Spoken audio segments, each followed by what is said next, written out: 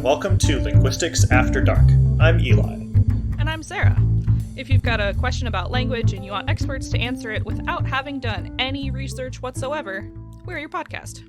Settle in, grab a snack or a drink, and enjoy. So, longtime listeners, those of you who have listened to all 3 episodes, may note that it's just me and Sarah today. And that is because Jenny has decided to take on more behind-the-scenes work, and so it's just going to be the 2 of us in front of the mics from now on.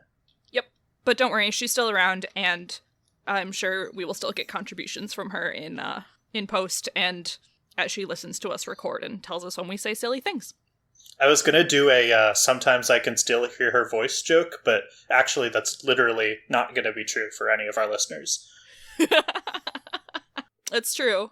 So we're going to try a new thing this episode, which is based on the fact that we don't do any research to answer the questions on the podcast.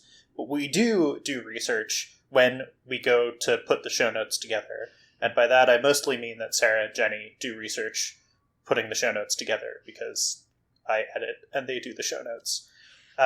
So we're going to talk about some of the things that we learned while doing the show notes from last episode.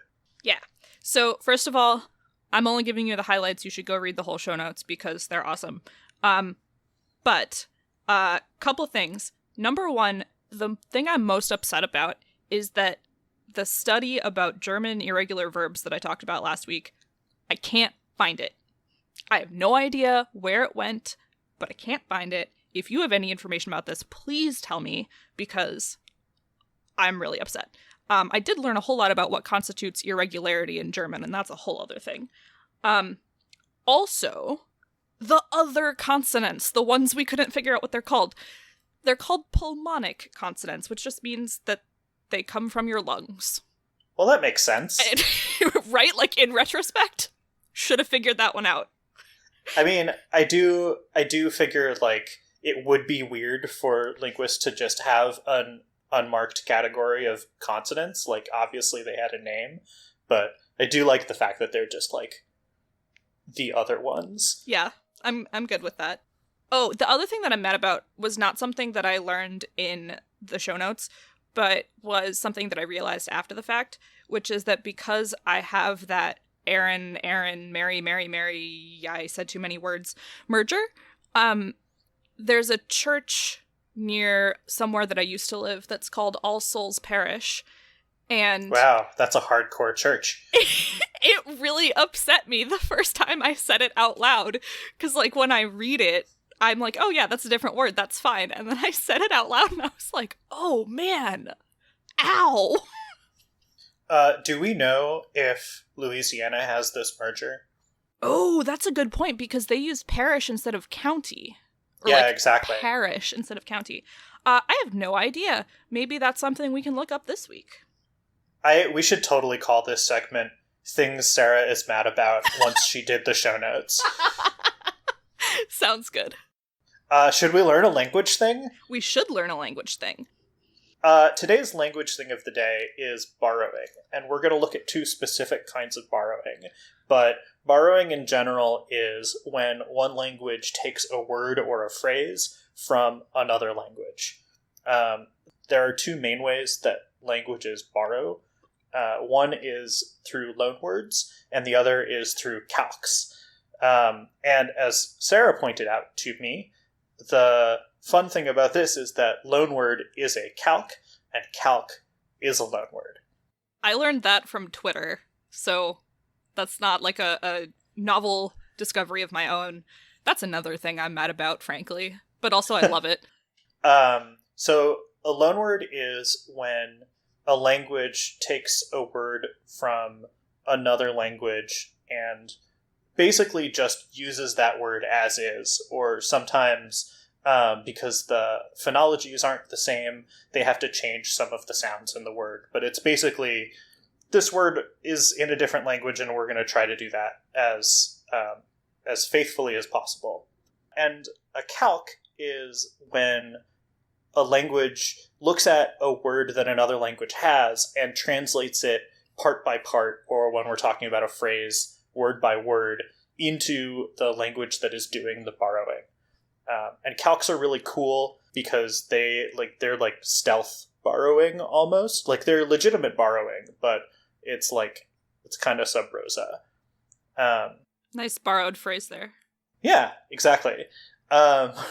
So we talked about loanword is a calque. It's a calque from German, from the word Lehnwert, approximately, which is just German for loan and word. And calque is a loanword because it is a French word that means a copy of something. Nice. Yeah. So I have like a whole bunch of examples of loanwords and calques, but one of the ones that I really want to point out is whiskey, because whiskey is, depending on what language you're talking about, whiskey is either a loanword or a calque. Okay. Which is really cool. Whiskey has some like crazy etymology going on. So there's, if we start with aqua vitae, is that? Yeah. My Latin is not. All right. There's a lot of Latin and a lot of French in this, and so, Sarah, just feel free to, like, smack me down. If you want my one piece of advice, the AE says I. Ah. So, aqua vitae. Got it. Aqua vitae is the water of life in Latin. And so it's been used through borrowing to refer to lots and lots of different alcoholic beverages. It was borrowed into various Scandinavian languages, and that is where akavit comes from. Okay. And it was calqued into French as eau de vie, and also into Irish as ishke biaha, which I'm not sure that that's close to correct, but... You tried. I did. We have IPA in the show notes and everything, in the outline. But that ishke is where we get whiskey from. Nice. So English borrowed whiskey out of Irish, which calqued it out of Latin. That's absurd. Yeah. I love words. I know! Words are great, even if they're fake. So there are a whole bunch of like calques and loanwords and stuff. Some cool ones that I want to talk about. In English, we have the word earworm, which is like a song that you can't get out of your head. And that is originally from German, from Ohrwurm, which is ear and worm. And then one that I didn't know was moment of truth is a calque from Spanish. And it comes from momento de la verdad, which is the last thrust of a bullfight. Whoa, that's really interesting. Yeah, apparently it came into English through a Hemingway novel. That sounds right. So, bullfighting. But English calques are cool, but I actually really appreciate the number of French calques that are out there, because French has this thing called l'Académie Française. Probably not saying that right. No, you're good. Am I? Oh, cool. Which is basically a governing body for the French language, and is bad. I love to rag on l'Académie because it's so dumb. And then occasionally I think about what it would be like if we had one of those for English. And it's just absolutely, like, incomprehensibly funny. Like, yeah. How could you... Like, they just dictate, like, the correct... Not just the correct way to spell everything, but the correct way to name different objects. And, like, can you imagine how much more boring this podcast would be if people all agreed on whether to call it a sofa or a couch? Or, like, whether to say Mary or marry or Mary? Like, our whole last episode would just go out the window. Well, but that's the thing about... That's the reason that l'Académie is, like, not worth it, is because, first of all, there are... Actually, I think there's one linguist in l'Académie now, after, like, 200 years or something. Good job. Like, we're not even going to get into the fact that they call themselves immortals and they get to carry a sword. Wait, what? For some reason. Oh, do you... Yeah, so the members of l'Académie are called the Immortals, and they get to carry a sword. What universe are they from? Napoleon. Oh my god.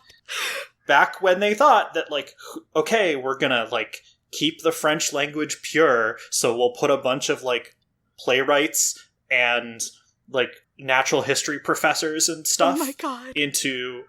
Yeah, and they were like, linguistics, what is that? That's not real. So... Yeah. Producer Jenny in the background points out that playwrights are not really the people you want to keep your language stagnant and doing nothing. I don't know. Have you ever heard of Shakespeare? Yeah, I mean, this is the thing, is it's like they claim to issue all of these edicts, and then it's not even just like francophones overseas. Like, even French francophones are just like, yeah, okay, whatever, l'Académie. We're gonna continue. So they have this big thing where they will calque words and phrases that the general populace is borrowing.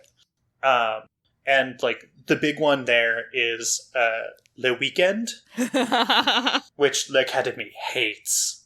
I'm not. Sarah, can you say the official? So the majority of French people say le weekend, and like that is even what we are teaching our students in their French classes in high school. However, we are also teaching them that technically the official phrase is la fin de la semaine, the end of the week, which, like, fine. Right. And I know Spanish uses fin de semana equally the same way. Yes. But the Spanish-speaking people actually use fin de semana, whereas the French-speaking people don't. And l'Académie is like, no, on all of your official translations, like, if you look at, I'm a dork, I have my phone OS is set in French to help me practice, and whenever I set, like, an alarm to get me up on Saturday and Sunday, it'll be like, le fin de la semaine, and I'm like, why?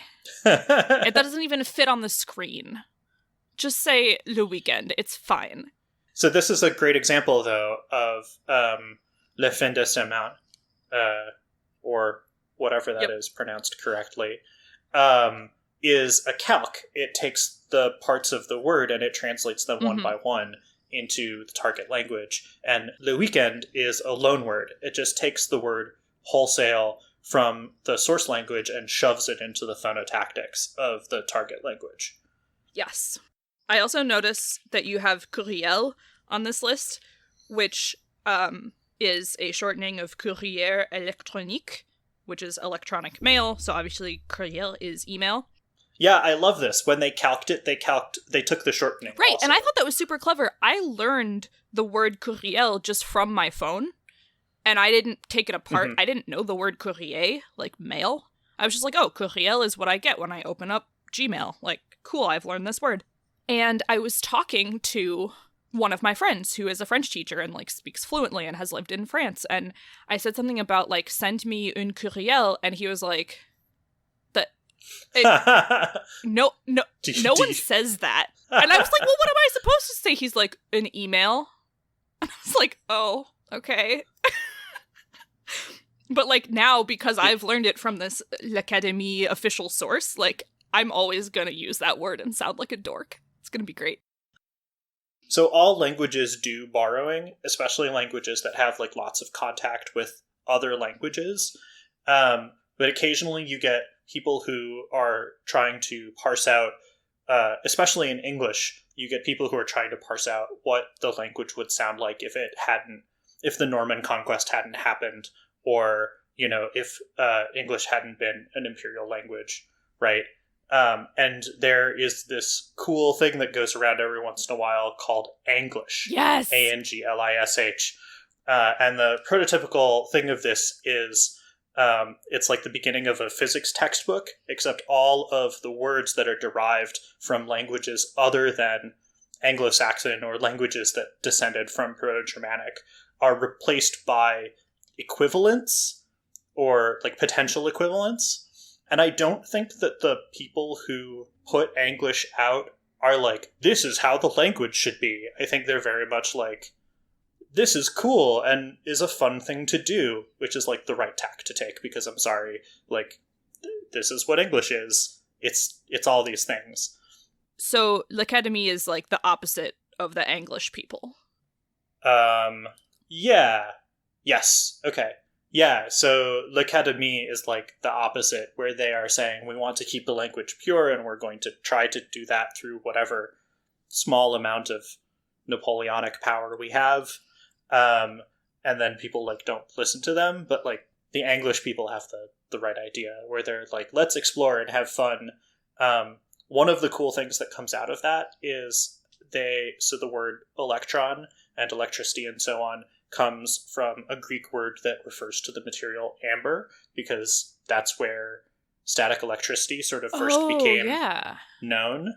And so Anglish uses amberic instead of electric. I can't remember what word they used for the electron. It might be like an amberic mote or something. But this like shows up in His Dark Materials, where in His Dark Materials they used the Germanic derived rather than the Greek derived. And in The World in His Dark Materials, they say amberic when they mean electric. And That's they where call, that comes from. Yeah, and there's one place it's very small, but they call amber electrum. Right. That's so fun. That's so fun. Yeah. Hey, listeners, if you haven't read His Dark Materials, go read it. Or watch the HBO series. The HBO series is pretty good. So we talked about calques a bunch in English, and I just want to talk about a few cool like English loan words. There's that saying, right? Some languages borrow English, hunts languages down in dark alleys, knocks them out, rifles through their pockets for loose vocabulary. Absolutely. Which I've always been like not a big fan of, because actually like the Norman conquest was what shoved French into English, and that's like where a lot of there's like Romance Anglo-Saxon tension happening. But English does tend to absorb lots of words from different languages. It is true that English is an imperial language and a lingua franca, which lingua franca is a... Actually, I don't even know if lingua franca is a loanword. It might just be using Latin. But English has like a whole bunch of loanwords all over the place. Some easy places to see them are foods, because you just call it the thing that it is in the culture that it came from, right? So like sushi or escargot or paneer.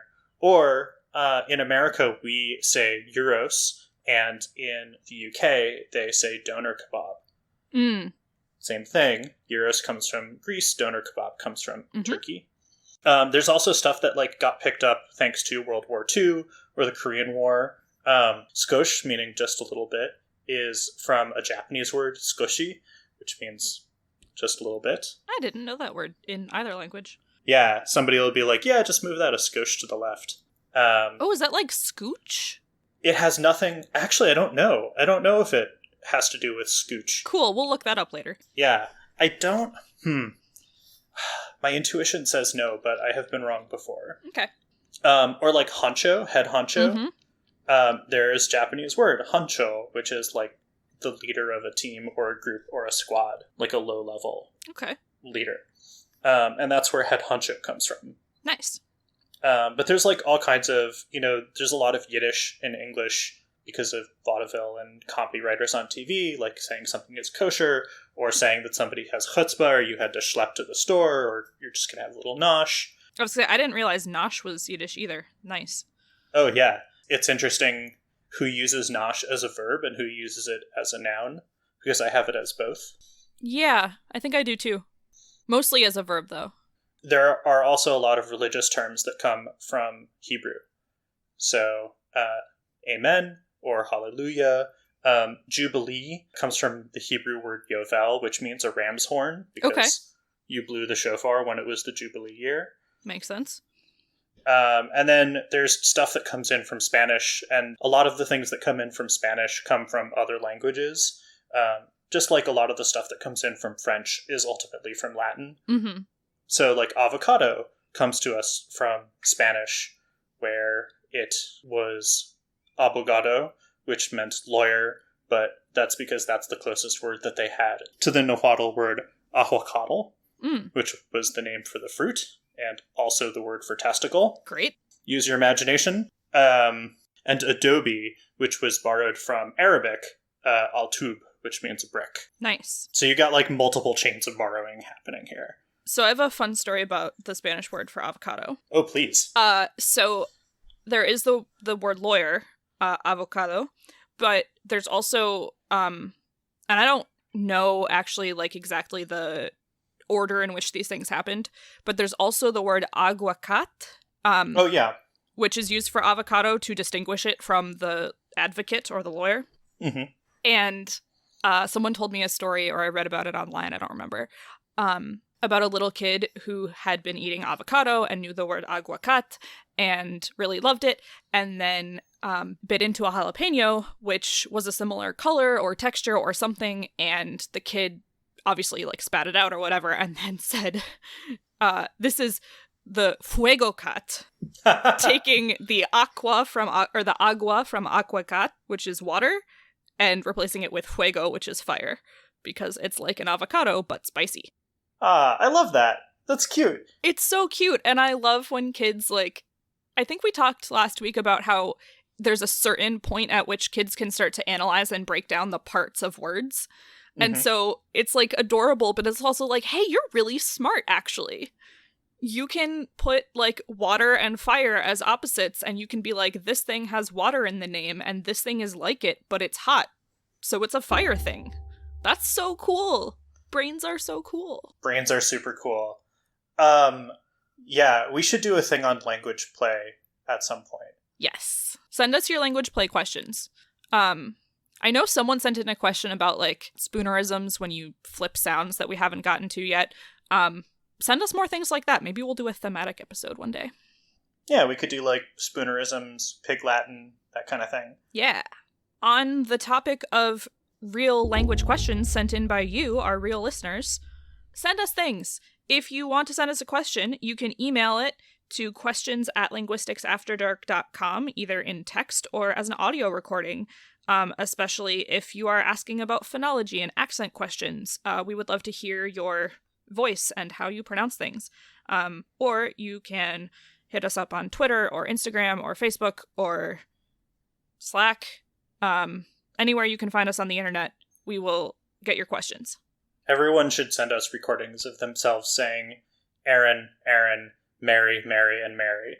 Also, Parish, and Parish like the guy from the Raven Boys, if you want. Oh, yeah. Let's just get all of those recordings. It'll be great. And we'll do something with them, probably. I don't know. We'll listen to them and we'll be excited. Okay for they asks via Twitter. I was listening to a podcast about the Irish language, and it mentioned helping vowels. Are there any other languages that do this? It seems pretty useful. Cool. That's a great question. Thanks for asking it. Eli, do you know anything about this? Because I don't. I can save this from being a Rule 3 question. Thank you. Go. Tell me things. I want to learn. Well, I will tell you that I'm drinking a Hopewell Goes called Table Salt, and it's really good. It's called table salt? Yeah, well, Goes is like, it's like a style of beer that's like goes well with salt. Okay. So I think there's a little bit of salt in here. The concept of putting salt in your beverage seems really counterintuitive. However, I am drinking Perfectly Plum Summer Seltzer, and seltzer originally was named that because it had salt in it. So yeah, awkward. This doesn't. It frequently no longer has salt in it, but that's where the word seltzer comes from. You could probably add just a little bit of salt. It would amp up the flavor. Yeah, that's fair. But this is not Cooking After Dark. This is Linguistics After Dark. All right. So let's talk about helping vowels. I only know this because I went to Ireland last year, and so I did a lot of looking up stuff about Irish beforehand because of who I am as a linguist. Irish has this thing where, I'm going to get the phonotactics a little bit wrong, but basically they don't do consonant clusters, or in a lot of scenarios they don't do consonant clusters. Okay. And so in places where you would have a consonant cluster, there's an epenthetic schwa. For people who don't know what that means, it just means that there's a schwa that gets inserted when you say the word. Cool. So you get the schwa that gets inserted between two consonants so that they're not a cluster. And it's just part of the rules of the language, of the way that people say things. Oh. And I think it probably sometimes is sort of just interpreted as like accent, but it is an actual part of the rules of the language. Sure. Oh, yeah, all right. So I just didn't know what the word helping vowels meant, because Japanese does that when they borrow English words, right? Yeah, although Japanese is a little bit different because it has sort of a really strict Moraic, like consonant vowel thing. And Irish does do consonant, vowel, consonant syllables, or Japanese will also do it at the end of a word. Well, so the right. circumstances are different, but yeah, totally. You're absolutely right. I've been playing this game called Zen Koi that Jenny introduced me to, actually. And it's a Japanese game where you feed fish on your phone and then they turn into dragons. It's very fun. Sounds very Japanese. Yeah. It's very relaxing, hence the name Zen Koi, obviously.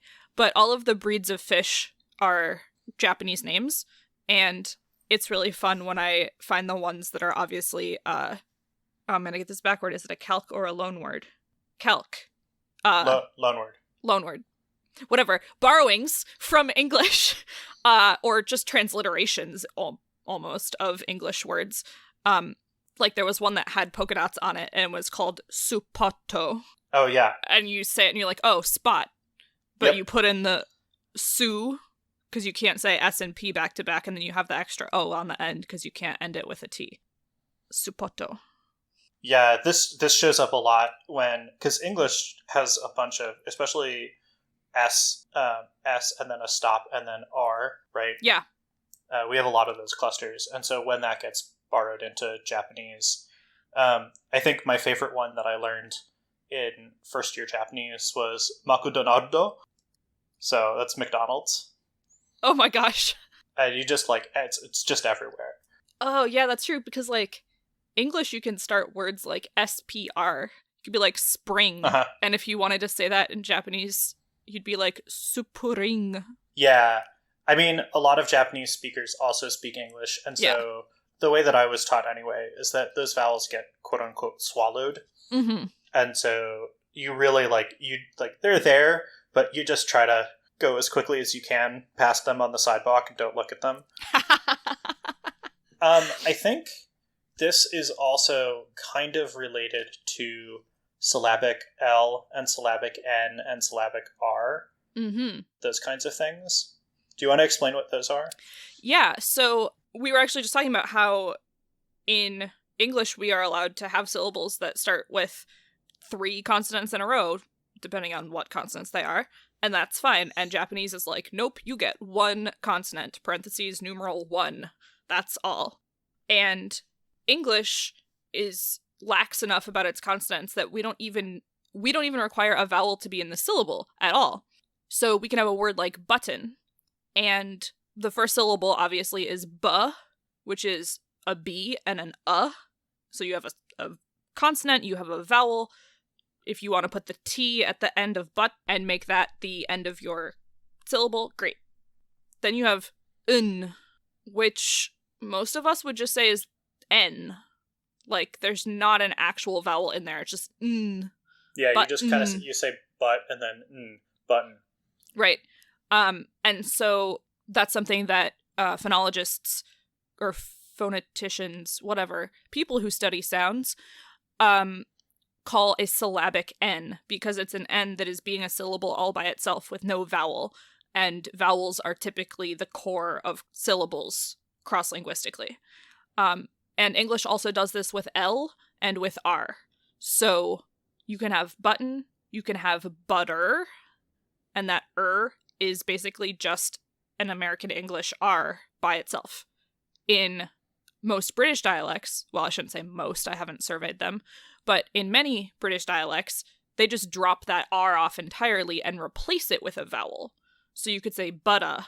Yeah, because they're like non-rhotic, right? So Right. So if they drop their R's, or like New England, a lot of accents in New England drop their R's. So you'd say butta, and you're replacing the R with a vowel. But if you keep the R, chances are you don't put a vowel in there, you're just saying R. And then you can also have bottle or rebuttal, I guess. I'm trying to find really close pairs here. It's the verb for what a butler does. He buttles. Yes, he buttles. And when you buttle, you have but, just like in butter and button, but then you just have bull, buttle. So this is a thing where I think a lot of people think that this is schwa L or schwa R or schwa N, but it's phonetically different, right? Kind of. I feel like that's one of those things that the answer you get is going to depend on who you ask and what day of the week it is. There's different conventions for how to notate those sounds. So some people will do a schwa and then the letter. Some people will just do the letter and put a little hash mark underneath it, which is the IPA diacritic symbol for is syllabic, even though it's a consonant. And especially with R, there's also a special little symbol that means schwa, but like an R. Schwa, but make it R. Yes, exactly. The fancy name is the roticized schwa, which just means schwa, but make it R. And so, depending on who you talk to, some people will transcribe butter as ending with the R sound syllabic. Some people will transcribe it as schwa R, and some people will transcribe it as this schwa with a little curly tail that means R-colored or roticized. I fall into that last category. Yeah. Although I can swear that I have used a syllabic R notation in other places, but I spent a lot of time in undergrad just going back and forth between the schwa and the roticized schwa, trying to figure out what the difference was physically, and also probably scaring other people away. Yeah. If you have spent time saying the schwa and the roticized schwa to yourself quietly, trying to figure out the difference, and you don't know what your major is in college, your major is linguistics. If you've spent time just repeating two words in alternating pairs trying to figure out what the difference is, your major is linguistics. Go sign up. Cool. So I don't know specifically if the Irish helping vowels are a manifestation of syllabic consonants. So the thing about Irish is that it is a language that has a lot of its own linguistic terminology. So it talks about broad vowels and thin vowels, or broad vowels and slim vowels, and broad and slim consonants. And there's a lot of linguistics that was done on Irish by Irish people before linguistics sort of had a global organization happening to it.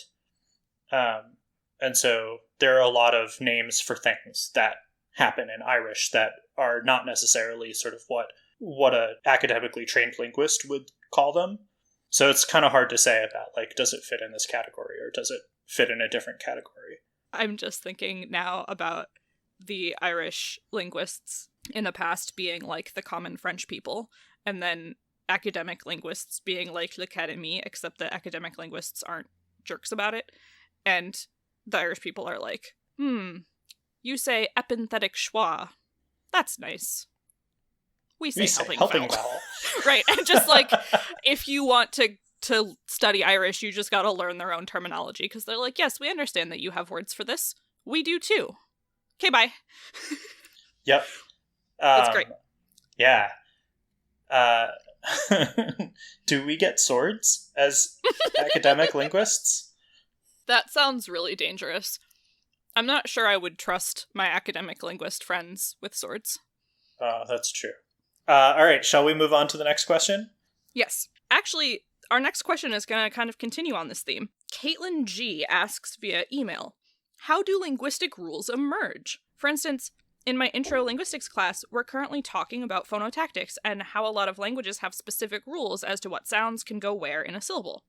How do those rules develop, and why do different languages have stronger or weaker rules? The last sentence of that question is a really interesting thing to say about stronger rules and weaker rules. Mm-hmm. Because I personally don't think about rules as being strong or weak. There are rules, the way that I was taught, there are rules that can counteract or prevent other rules. Okay.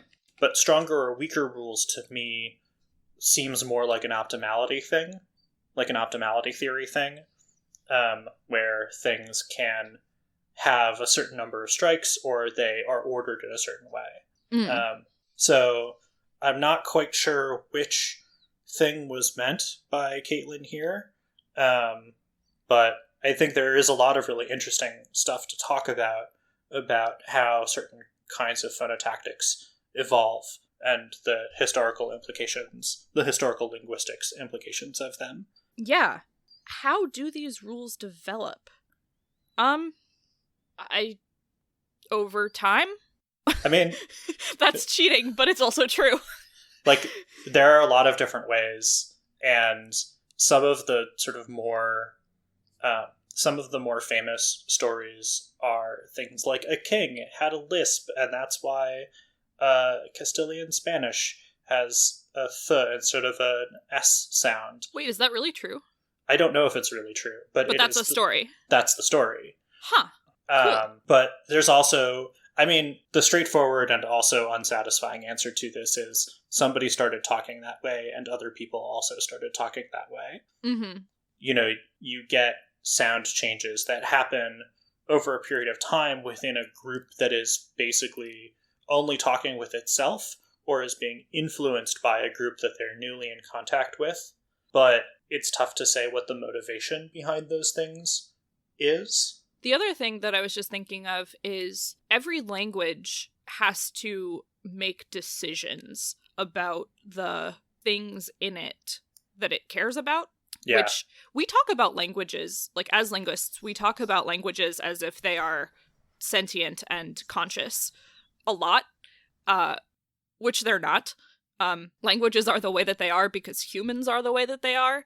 And every time I have a student complain about languages being complicated or something just doesn't make sense, I'm like, hi, have you ever met a human? That's how we do things. Yeah.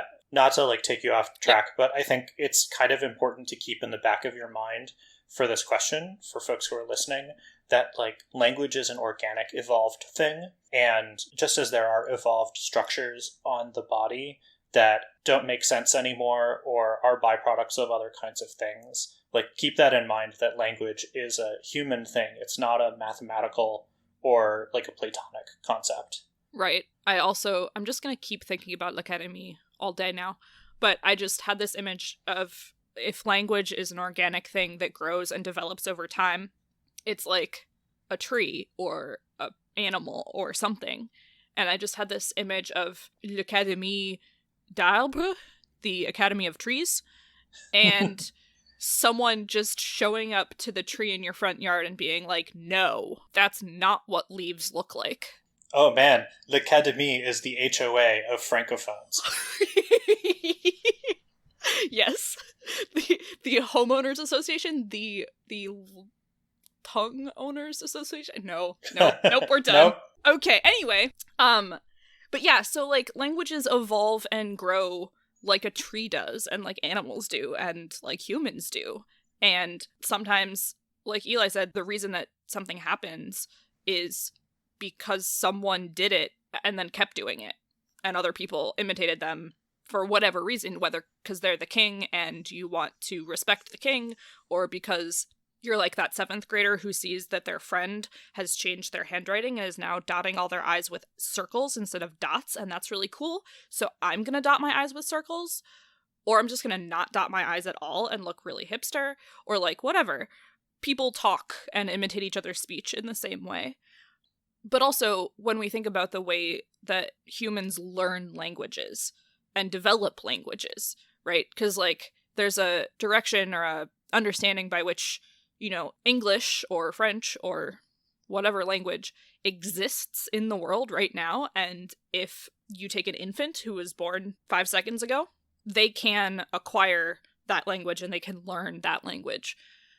So part of this is about how a newborn brain can take a language and understand it, but in a kind of reciprocal way, languages have evolved over time to be understandable by infants and to be learnable by infants, because if infants can't learn a thing eventually as they grow, then it's not going to survive, because that's how humans are. So anyway, languages have to make all these decisions about how they're going to present information. And we have obviously this huge range of sounds that the human mouth can make, but not every language has every sound in it.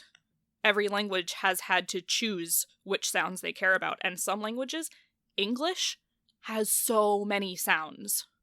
And that's what makes English hard for speakers of some other languages, because if you come from a language that has very few sounds, and suddenly you're having to differentiate all these different English sounds, you're like, what's even happening? On the other hand, because English has so many sounds, it can cram a bunch of them together, and it has more options for making like individual syllables different from each other. Oh, that's a good point, that the phonotactics help determine what the minimal pairs in a language are. Right. That the more sounds that you have, the more options you have for making minimal pairs. And I bet that there is some research out there at some point about sound inventory versus word length or Yes. morphological typology. Yes. I think I was actually reading a book about this that I haven't finished yet, but book rec, actually. It's called Native Listening, and it's a very academically inclined book, but I found it really accessible despite, like, I'm a linguist, but I'm no PhD, so I still found it really accessible. And it's about how the languages that you know or learn as a child influence the way that you hear other languages. Not just like, oh, I don't recognize those words, but like, not just the sounds, but also the prosody, like the rhythmic patterns and the tonal patterns in your sentences, and what different languages use of those.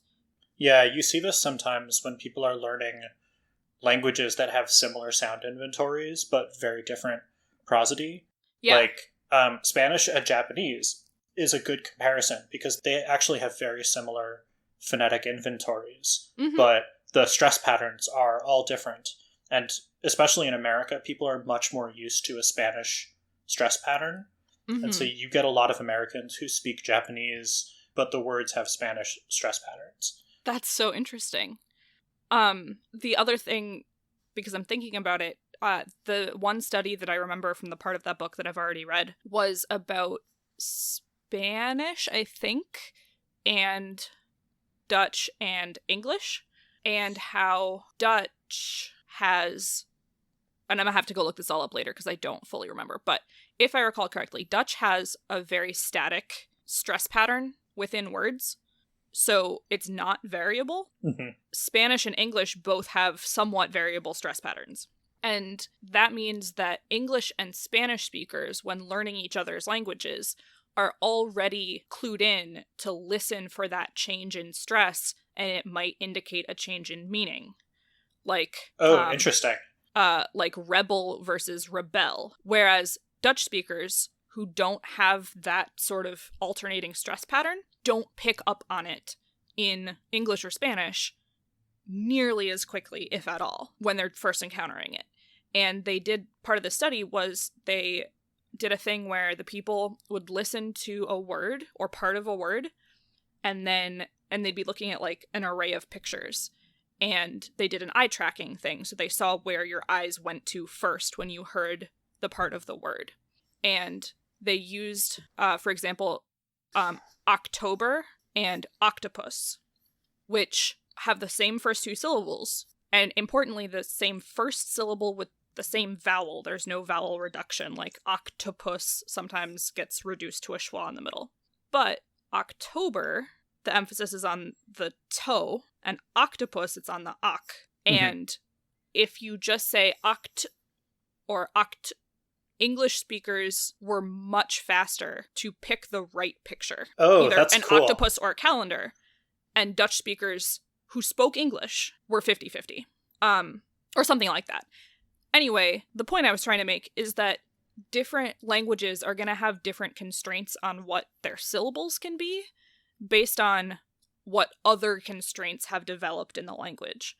You can't have all of the different things. Yeah, you have to pick and choose a little bit about where you're going to have a lot more of something and where you're going to kind of have some ambiguity. Yeah. Because humans can handle ambiguity very well. They can't handle it indefinitely. They also can't handle absolute non-ambiguity because that's just too much information to keep track of. And as my sign language teacher was fond of saying, humans are lazy. That was her reasoning every time someone was like, well, how come this sign used to be X and has now, like, evolved into this, like, more streamlined version that's much less clear?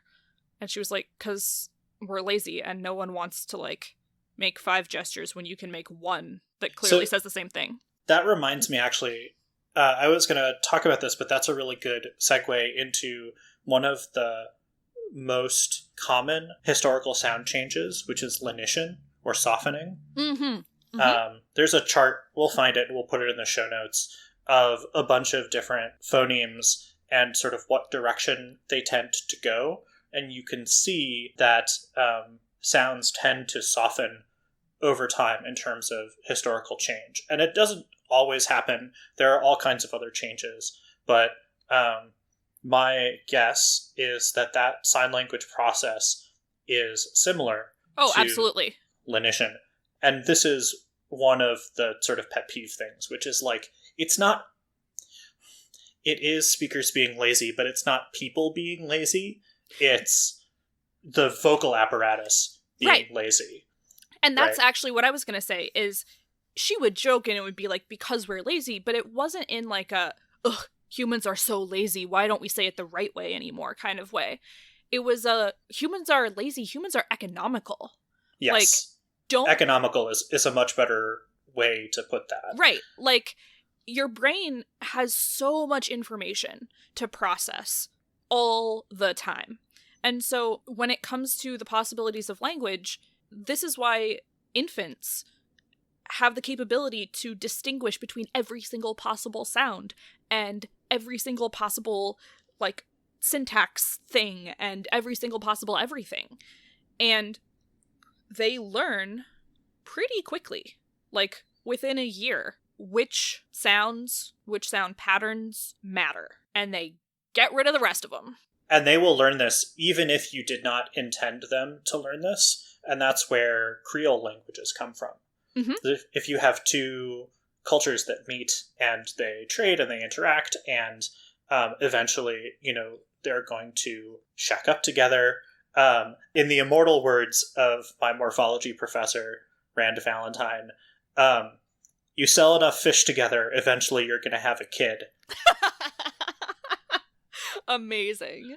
And if your two parents don't, their native languages are not the same, or, they are using some kind of pidgin to communicate, the next generation of the community that's using that pidgin will interpret that pidgin into what's called a Creole language, which is the infant linguistic apparatus taking in the input that it has and making a language out of it. Mm-hmm. Also, just to clarify, we mean pidgin, P-I-D-G-I-N, which is like contact language, not like a bird. Yeah, it's a technical term for a not quite language that occurs when two groups of people that don't speak the same language need to develop a communication strategy. Yep. And then, as Eli said, if that pidgin sticks around long enough for kids to start learning it, it will become a Creole, which is just a pidgin but codified and growing into a real language of its own. Yeah. I mean, pidgins don't have syntax. They don't really have, like, phonotactics. They don't really have structure. But a Creole is what happens when you filter that through a newly minted linguistic apparatus, such as comes standard with just about every infant. Yep. So infants learn this stuff, and they figure out what matters and what doesn't, and then they're like, I gotta learn other stuff. I gotta learn how to walk. I gotta learn how to eat. I gotta learn how to, like, deal with these new appendages that I have, because I keep growing, and that's really weird. And right, I can hear all these sounds, but, like, now I have to say them back if I want people to pay attention to me. And forget that I have sounds, but, like, how do I combine them into things that mean things? There's so much stuff I have to learn. And so they dump overboard all the extra possibilities for a language in order to take in and make space for all the rest of the things they have to do with their life. And different languages keep different things and dump different things. So I guess kind of what we're saying is phonotactics are a way to build in some redundancy to make up for that lost variation, right? That if you have those rules, then if you miss some information coming in, you can unconsciously reconstruct it because you know the rules that the language has to adhere to, which you've developed by learning that language. Yes. And that redundancy is really important too. I was, again, as I frequently do, listening to a recent Linguistic episode. They were talking about how children and adults learn languages really differently.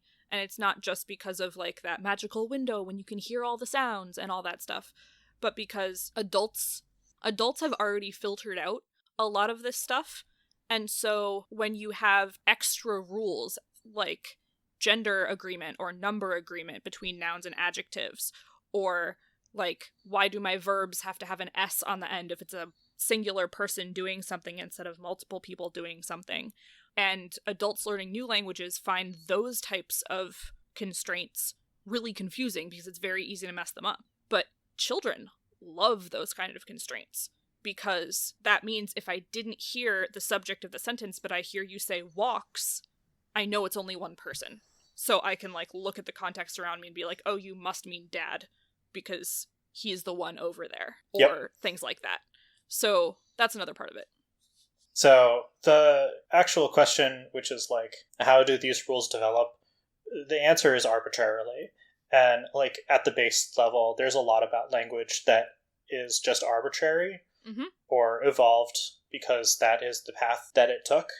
But there is a lot of depth, and it's a really great question to ask. Why do these rules exist in the first place? What is the role that they're playing? Yes. Excellent question, Caitlin. Shall we move on to another question? We shall. All right. Aaron, or possibly Aaron, asks via Instagram, Canadian raising. What actually is it? It's when you take your Canadian, and then you put them on your shoulder, and you carry them around and, like, talk to them. Oh, is it not when you adopt a Canadian child and then you bring them up? That's also true. Maybe it's taking a Canadian child and putting them on your shoulders. Oh. And keeping them there for the whole time they grow up. Oh. That sounds really stressful. I carried you on my shoulders for 18 years.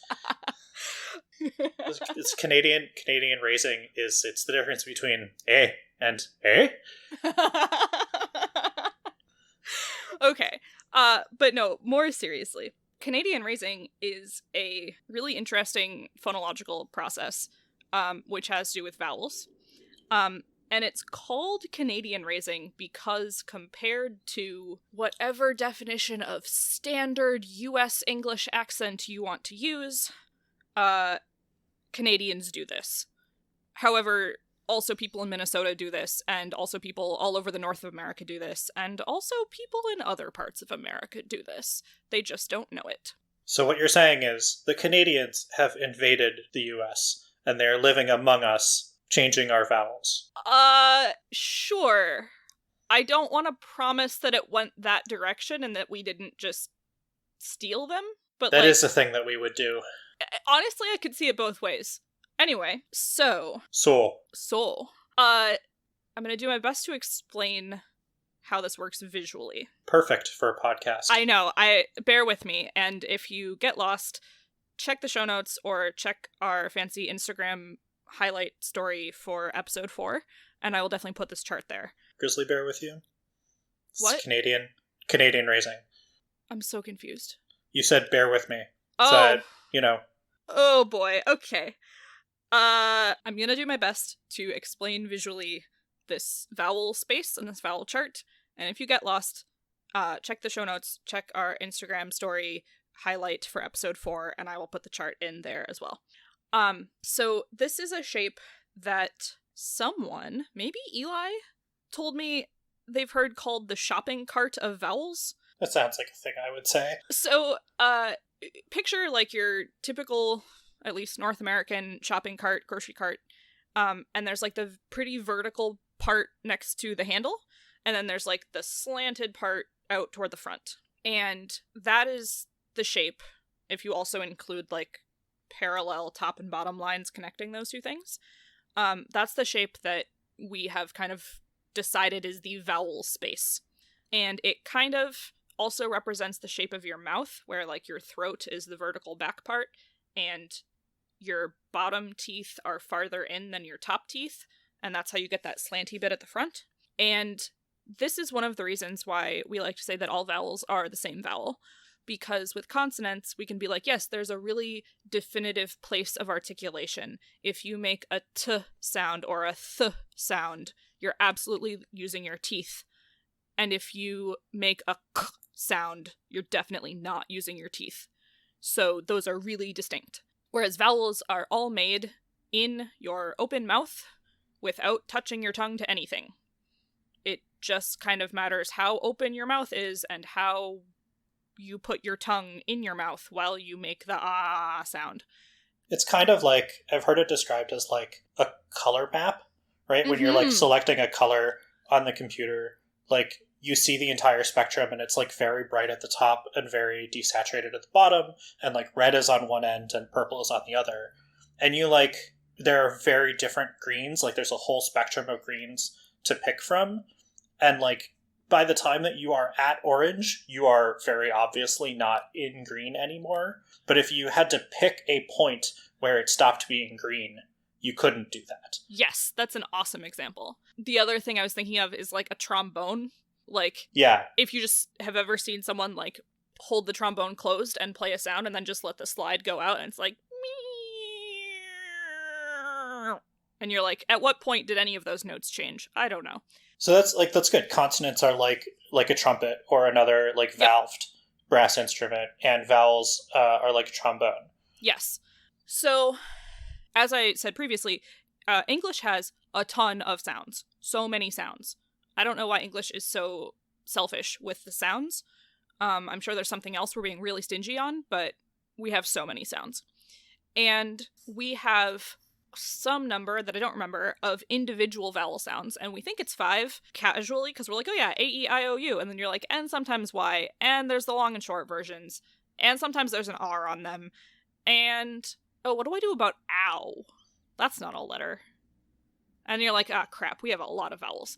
And we do have a lot of vowels, and we have things like ow that are what we call diphthongs, which means 2 sounds that are pronounced as one sound, or like you hear them as one sound. So ow is a combination, if you say it really slowly, and this is where you're going to start to freak out the people sitting around you, so welcome to the club. Bonus points if you're doing this on public transit, although given the timing of everything, cut that part. Anyway. I don't know, I hope some like healthcare workers and other essential service providers are having their day brightened by listening to us ramble on about weird linguistics things. That's true, and if you are, we love you. Thank you so much. So, if you say ow really slow, you're going to get ah, ooh, ow, ow, ow. And that sound ow is your mouth moving from the ah sound, which is like kind of toward the bottom and front of the vowel shopping cart, to the oo sound that is much closer to the top and back of the vowel cart. And if you say them really quickly in succession, you get ow, and that's a sound that we recognize in English as being its own independent phoneme. Go ahead. Say it. Say it to yourself now. Wherever you are, just feel your mouth go from the front and the bottom to the top and the back. Okay, keep going. Good job. So then we have another one. We have I, like the things that you see with, or the first person singular pronoun. And that sound starts in the same place as ow starts, actually. But instead of going to oo, it goes to e, which is also toward the top, but toward the front. Again, say it to yourself for a second. I. I mean, pretend that you're Whitney Houston at the beginning of I Will Always Love You. I will always love you. Yeah. I mean, she actually does this I thing. That's true. And actually, that's also why, if you are a trained singer, you have probably been told not to say ow or not to say I, because when you hold that sound out for any length of time, you have to pick. You have to either hold on ah or you have to hold on e. You can't hold in that transition space because the whole point of a transition is that it's not stationary. So, like my choir teacher always said, if you're gonna string out the beginning of that song, you gotta go, ah, and then at the end transition to the E. Or then make your transition really long if you want to be dramatic like Whitney Houston. And you might be like, can I sit in the middle? And you can't, because the middle is A. And nobody wants to be like, and A, yeah. I mean, I guess we are talking about Canadian raising. But also, like, yeah, try that. It's not going to work, but you should prove it to yourself. Give that a try. Extra bonus points if you're singing the song now. Anyway, so you have these diphthongs, and they are traveling between two vowels in the vowel cart.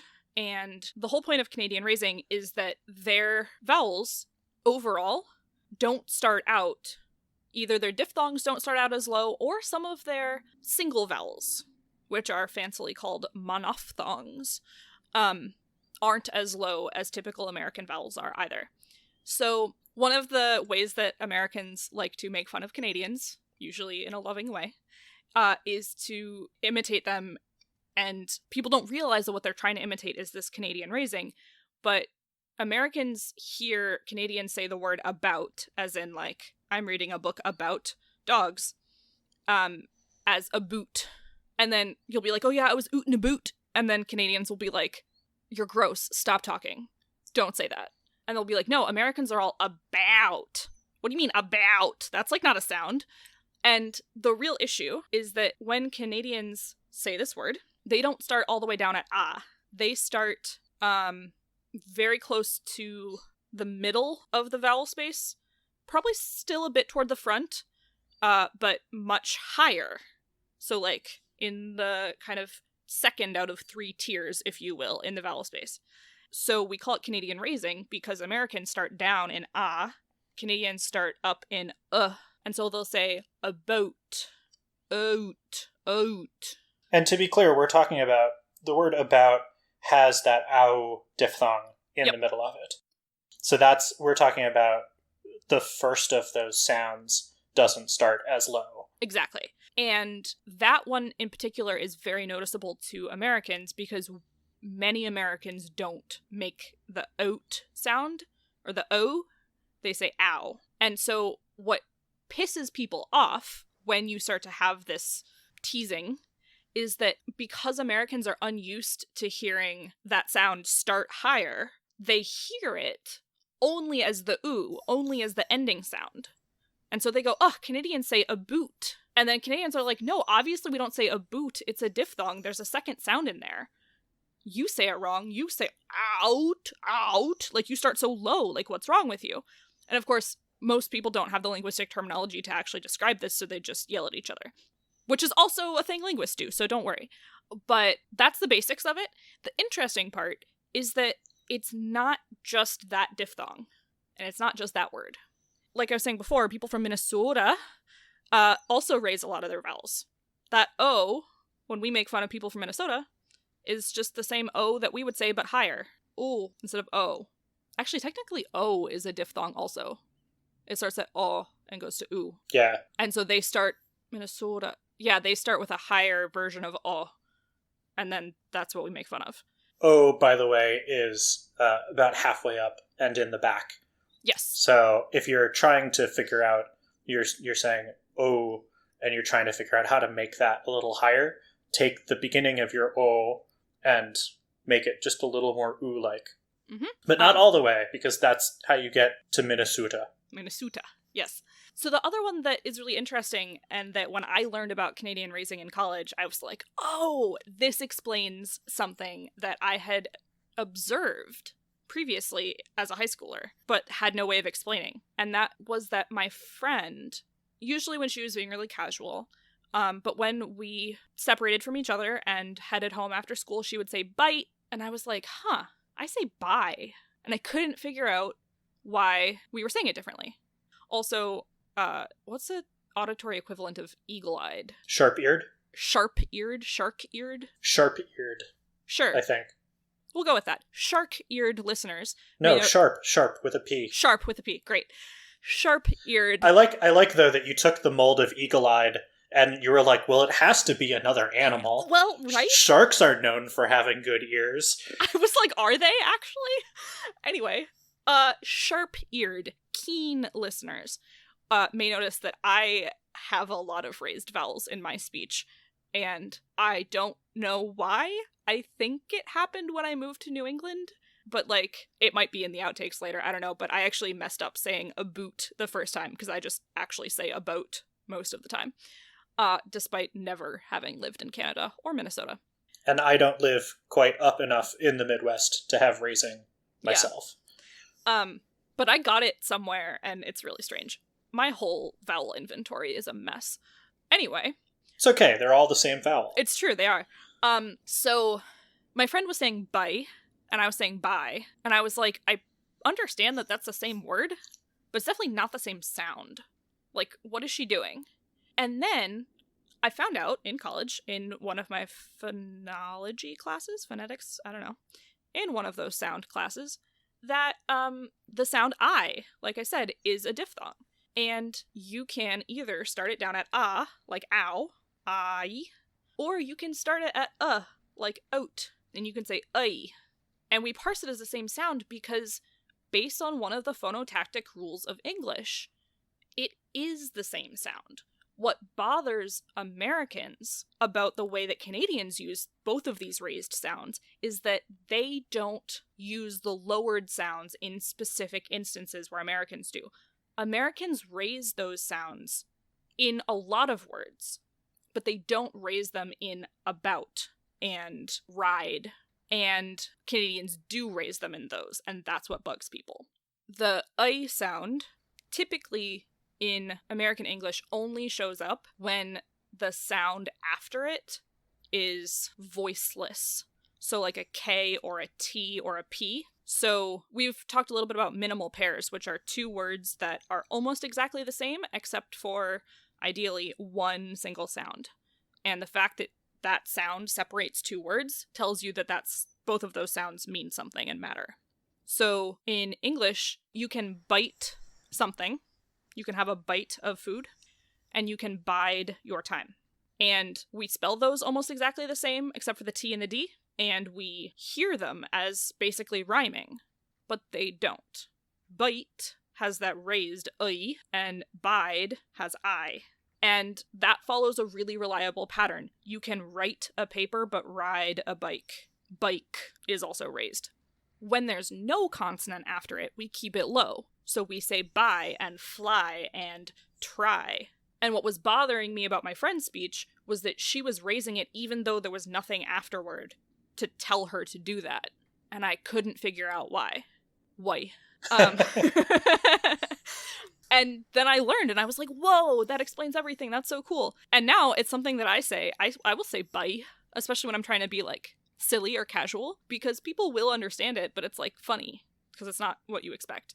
And so my, like, pet peeve about Canadian raising is that everyone's like, oh, it's a Canadian thing, and it's weird. And I'm like, no, it isn't. It's the exact same thing that you do with the word bike. You just don't know. But now you know. But it's one phonotactic rule that is different in another dialect. Yes. And actually, as I've said all of that, about ends with a T. So yes, I was going to point this out. Out. Americans you would think would raise that. But apparently we don't apply the raising rule to the ow sound, but Canadians do. So I would guess that if you're a Canadian listening to this, please tweet at us or something and tell me if I'm right. I would guess that many Canadians would say crowd, like a crowd of people, still with ow. And I would guess that they say ow when they get hurt, and they don't say oh. Maybe they say that, I don't know. They probably don't ask, who are you? That sounds like, who are you? Almost, yeah. Well, I guess it would be right between ow and ooh, because that's what Americans think that sound is. Anyway, I'm pretty sure they don't say, who are you? I'm pretty sure they say, how are you? But when they close it with a T, they apply the raising rule, and most Americans do not. And that's what pisses Americans off. So there you go. I don't think there's anything I can add to that. That's a great answer to the question of what Canadian raising is. I love Canadian raising. Also, if anyone has a small Canadian that wants a ride on my shoulders, I could do that too. One day we'll have a live show, and that can happen. It's true. All right. Shall we talk about last time's puzzler? Please remind us what our puzzler was. Absolutely. So we have a puzzler every episode, and last episode, our puzzler was, what do these words have in common. And the words are assess, banana, dresser, grammar, potato, revive, uneven, and voodoo. And the answer, which it took me a little bit to get, and then like a light bulb went off in my head, is that if you take off the first letter, what's left is a palindrome. It's the same backwards and forwards. Because the answer that was given when I found this puzzler was if you add the first letter to the end, it becomes a palindrome. Which is by definition. So you get like yep. bananab? Yep. Or dressered grammar? Potatope? Potato. It's a high quality potato. Reviver. That's a real word. One day, we'll open a linguistics themed bar and we will serve grammars. That's excellent. I nominate that we call these spallindromes. Spellindromes. I love it. Do you know about immordinal-apps? About what? Immordinal-apps. So, an immordinal-app, spelled the way that palindrome is spelled, but backwards, okay. is a word that when you reverse it becomes a different word. Oh, nifty. So it's not just like a word that isn't a palindrome, it's a word that becomes a different actual word when you reverse it. So like dog and god. Exactly, yeah. Nice. Those are immordinal-apps. Nice. Okay. So do we have a new puzzler for this week? We do. So just in case anyone wasn't clear, as a group, we are really big fans of Car Talk, and we are sad that it is off the air and that at least one of the Tappet brothers has passed away. But we have really a lot of love for them. And so in addition to kind of stealing their show format, we are also stealing some of their puzzlers because their puzzlers are baller. So this puzzler came from Car Talk, who got it from Bill Denlinger, whoever that is. Thanks, Bill. And it goes like this. My cousin Bruno put up a bird feeder in his yard. It was nothing fancy, just a flat board with raised edges, kind of like a shallow cigar box with the lid removed so that the food wouldn't fall off. Sarah's insert here. I've never seen a cigar box. I'm imagining this is kind of like a baking sheet with raised edges. It's got a little bit more height to it, but I mean, think like a shallow shoebox, basically. Okay, so like maybe like the lid of a shoebox. Okay, so he has this bird feeder that's kind of like the lid of a shoebox. As Bruno sat in his recliner in the living room, watching the birds come and go, he noticed a peculiar thing. On some days, the birds would all fly into the feeder from the north. On other days, they would fly in from the south. And on some, they seemed to fly in from all directions. The birds weren't tagged, and Bruno didn't know anything about them, but they appeared to be the same birds. He wondered why the birds didn't fly into the feeder from the same direction every day, but had this really peculiar behavior instead. He couldn't explain it until one day he noticed something while he was outside filling up the feeder. And he said, "Aha!" What did Bruno discover? Ooh, I think I know this. If I think I know this, what should I do, Sarah? You should not say it right now, because we don't want to spoil it, but you should keep it in your head. And then when we announce the answer on the next episode, you can pat yourself on the back if you got it right. Also, hey, this isn't a linguistics puzzler. That's true, because it turns out that there's not all that many linguistics puzzlers available, and I couldn't think of one. Also, our last ones are not really linguistics puzzlers. They're more like letter puzzles. That's true. However, if you have a cool linguistics puzzler that you want to share, send it to us. We would love to share it, and we can read off your name instead of Bill Denlinger's name. Although I'm sure Bill Denlinger is a great person. But also, we just think puzzlers are fun. Not everything has to be linguistics. It's fine. Figure this out. Check back with us next episode to see if you got it right. And obviously, you can, Google this. It's out there. It's cheating. Also, totally cheating. We won't find out if you do, so if you get really impatient and want to find out sooner if you got it right, the internet exists. But see if you can figure it out. Because I listen to podcasts while I'm driving. I don't want you guys to, look stuff up on a website while you're driving. Don't do that. It's dangerous. No. Imagine these birds and why they're flying from different directions. Feel free to name them. Yeah, so that's what I got. That's it for this episode. Thanks so much for listening. Linguistics After Dark is produced by M. Fossing Enterprises. Audio editing is done by me, question wrangling is done by Jenny, and show notes are done by Sarah. Transcriptions are a team effort. Our music is Covert Affair by Kevin DeClode.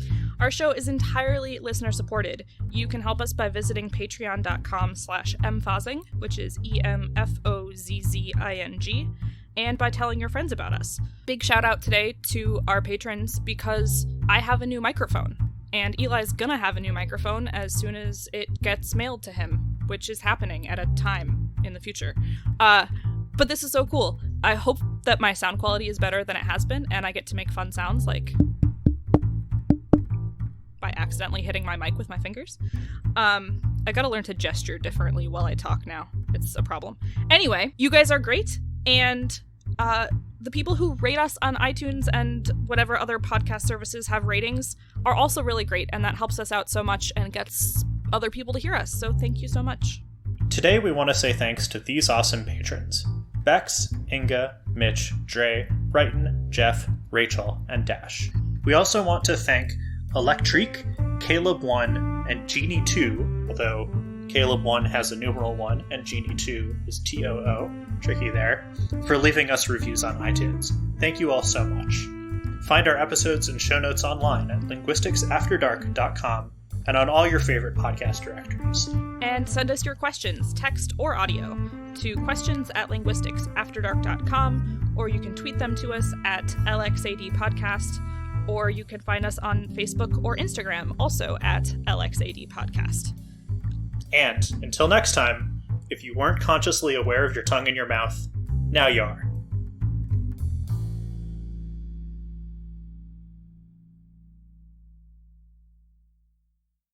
I was staring at the word loanword and thinking, this is not what happened to that word. You're wrong. Well, that's the whole point. God damn it. Okay. Whatever I said before was a great lead-in.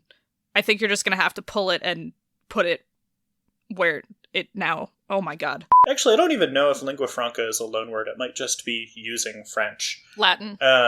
One of the typical ones you always hear is someone saying, oh, a boat. No, shoot, I did it wrong. Did you do it right? Yes. Oh great, my cat has discovered my recording booth, which is just my bedroom. Hold on. Cat. I'm so full of shit today. I don't know what my problem is. No, that was great. I'm totally keeping that in. That was wonderful. Minnesota.